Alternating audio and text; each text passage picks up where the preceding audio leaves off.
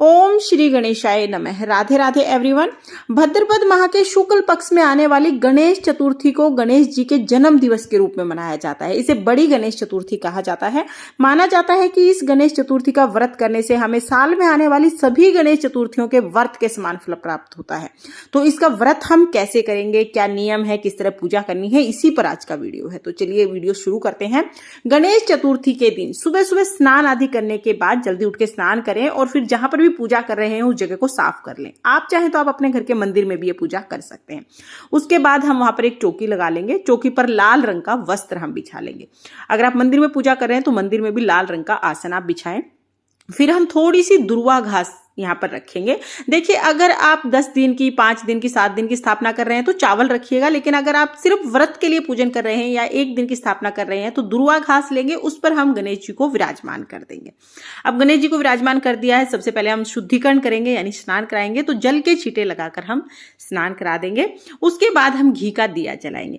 देसी घी का दिया जलाने के बाद हमें व्रत का संकल्प लेना है। अपने सीधे हाथ में फूल या चावल लेकर हम गणेश जी के सामने संकल्प करेंगे कि हे भगवान, आज मैं आपके निमित्त ये व्रत कर रही हूँ, ये व्रत पूर्ण करने में मेरी सहायता करें और मेरी मनोकामनाओं को पूर्ण करें। ऐसा कह के हम फूल जो है, फूल या चावल, वो गणेश जी के चरणों में समर्पित कर देंगे।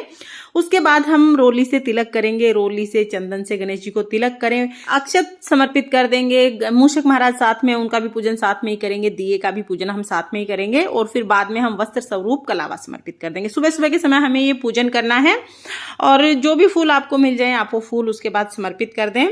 इसके बाद देखिए, जब हम गणेश जी की पूजा करते हैं तो दुर्वा घास जरूर समर्पित करते हैं। तो दुर्वा घास की व्यवस्था आप पहले से ही कर लें। दुर्वा घास आप जरूर समर्पित कर दें। इस तरह से एक जूटी सी बनाकर हम दुर्वा घास समर्पित करते हैं। आप चाहें तो दुर्वा घास से इसको बांध लीजिए या कलावे से बांध के जूटी बना लीजिए। उसके बाद भोग प्रसाद समर्पित करेंगे। तो भोग में आप कोई भी मिठाई समर्पित कर सकते हैं, साथ में ऋतु फल आप समर्पित कर सकते हैं। तो इस तरह से हम भोग समर्पित कर देंगे और भोग समर्पित करने के बाद फिर हम हाथ जोड़कर भोग स्वीकार करने के लिए गणेश जी से प्रार्थना करेंगे। उसके बाद हम दक्षिणा समर्पित कर देंगे। इसके बाद हम जल समर्पित करेंगे और जल समर्पित करने के बाद फिर हम गणेश चतुर्थी की व्रत कथा सुनेंगे। देखिए, अगर आपने व्रत किया है ना तो व्रत कथा सुनना बहुत जरूरी है। तो हाथ में चावल और दुर्वा घास लेके हम व्रत कथा सुन लेंगे। व्रत कथा का वीडियो आपको चैनल पर मिल जाएगा, लिंक मैं आपको डिस्क्रिप्शन में दे दूंगी, आप वहां से देख लेना।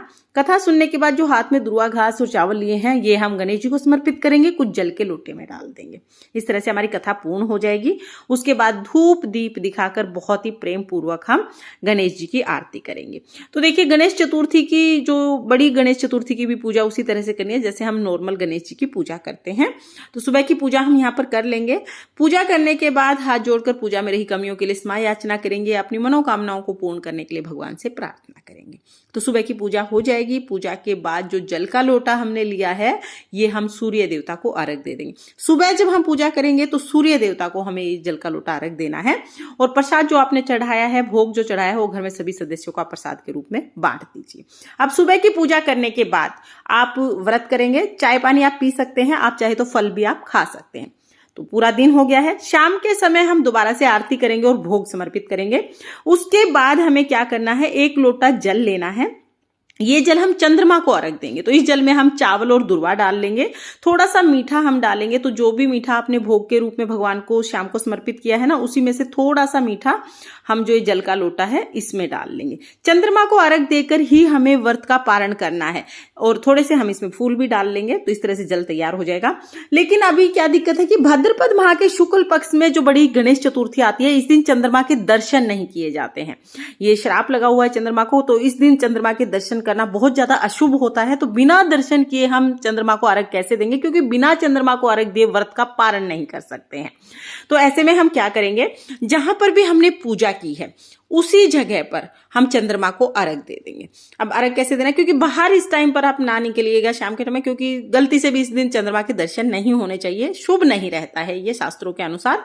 तो हम परात ले लेंगे। परात हमारी जो किचन होती है उसका सबसे शुद्ध बर्तन होता है, क्योंकि ये कभी भी झूठा नहीं होता है। तो हम एक परात ले लेंगे। परात में हम स्वास्तिक बना लेंगे। आप चाहे तो आप चंद्रमा की आकृति भी बना सकते हैं। स्वास्तिक बनाने के बाद चंदन से भी तिलक जरूर करेंगे, क्योंकि चंदन शीतलता का प्रतीक होता है, चंद्रमा भी शीतलता का प्रतीक होते हैं। और फिर जो हमने जल का लोटा तैयार किया है, जो जल तैयार किया है, वो हम यहीं पर अर्घ दे देंगे। आप चाहें तो इस जल में आप दूध भी डाल सकते हैं। तो यहाँ पर देखिए इस परात में ही हम वहीं पर जहां पर हमने पूजा की है गणेश जी के सामने ही चंद्रमा का ध्यान करते हुए ओम श्री चंद्रमा देवाय नमः का जाप करते हुए हम ये अर्घ दे देंगे। तो घर में जहां पर पूजा की है, मंदिर या चौकी लगाकर पूजा की है, वहीं पर हम किसी बर्तन में इस तरह से अर्घ दे देंगे।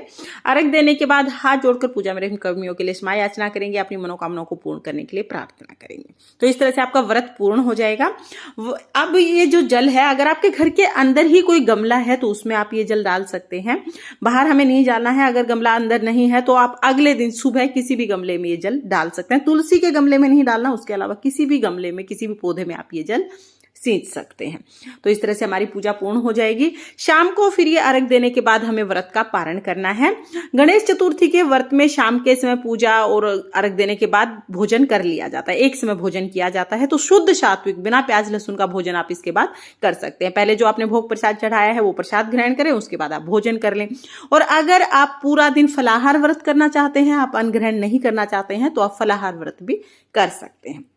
तो शाम को अर्घ देने के बाद फिर हम व्रत का पारण कर लेंगे। इस तरह से गणेश चतुर्थी का व्रत हमारा पूर्ण हो जाएगा, जो कि हमें अगले दिन उठानी है। और सिर्फ हमने व्रत के लिए पूजा की है तो गणेश जी का हम विसर्जन नहीं करेंगे, दोबारा से गणेश जी को हम मंदिर में ही स्थापित कर देंगे। जो दक्षिणा हमने चढ़ाई है, अगले दिन आप किसी भी गरीब को, किसी कन्या को या किसी पंडित को आप ये दान दे सकते हैं।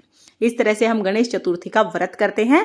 फ्रेंड्स, अगर गणेश चतुर्थी के व्रत की सरल सी विधि आपको पसंद आई हो तो प्लीज वीडियो को लाइक कर देना। और अगर आपको अभी भी कोई डाउट हो तो आप कमेंट करके पूछ सकते हैं, मैं आपके डाउट्स क्लियर करने की पूरी कोशिश करूंगी। फिर मिलते हैं किसी और वीडियो के साथ, तब तक के लिए ओम श्री गणेशाय नमः। राधे राधे।